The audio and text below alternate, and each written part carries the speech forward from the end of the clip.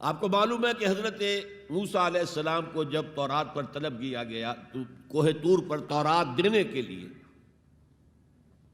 تو پہلے 30 دن کے لیے بلایا تھا، پھر 10 دن کا اور اضافہ کر دیا گیا، 40 دن ہو گئے۔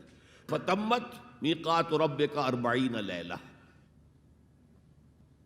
اس اثناء میں پیچھے فتنے میں مبتلا ہو گئے بنی اسرائیل۔ سامری اس نے ایک ڈھونگ رچایا اور ایک بچڑا جو ہے وہ سونے چاندی کا بنایا ہوا بچڑا ڈھال کر کھڑا کر دیا۔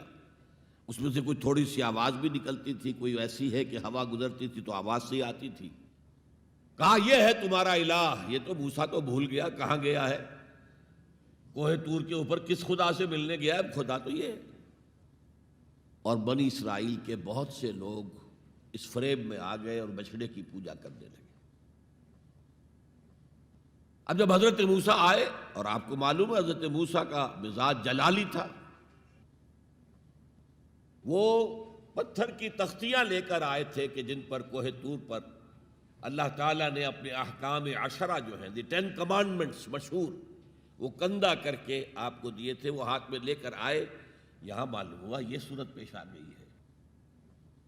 فَأَلْقَى الْأَلْوَاحَ، تو وہ تختیاں تو آپ نے زمین پہ ڈالی، اور پھر جو احتساب کیا ہے، پہلے تو اپنے بھائی حضرت ہارون کا، ان کی داڑھی کے بال پکڑے، ان کے سر کے بال پکڑے اور کھینچا اپنی طرف۔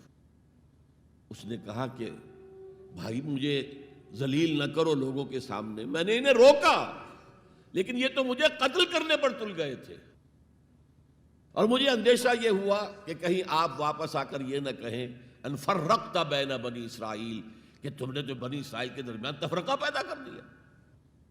تو میں نے کہا آپ ہی واپس آ کر نپٹے۔ اب پہلی بات نوٹ کیجئے، تاریخ انسانی کا یہ عظیم واقعہ ہے، کئی ہزار یہودی اپنے اپنے قبیلے کے لوگوں کے ہاتھوں ذبح کیے گئے اس پر۔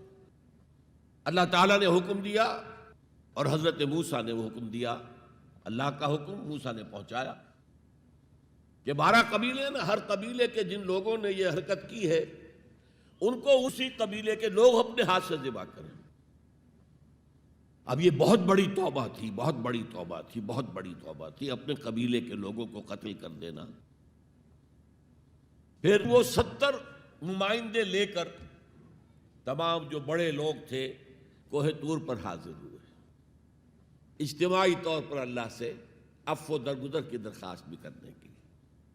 وہاں اللہ نے زبردست زلزلہ بھیج دیا، محسوس ہوا اب سب ہلاک ہو جائیں گے۔ حضرت موسیٰ نے کہا پروردگار تو چاہتا تو مجھے اور اس قوم کو پہلے ہی ہلاک کر دیتا، تو ہمیں نکال کر لایا ہے آل فرعون کے پنجوں سے، تو نے ہمیں نجات دی ہے، تو پروردگار ہمارے لیے اپنی رحمت طے کر دے، لکھ دے، فاکتب لنا، ہمارے لیے طے کر دے، لکھ دے اپنی رحمت۔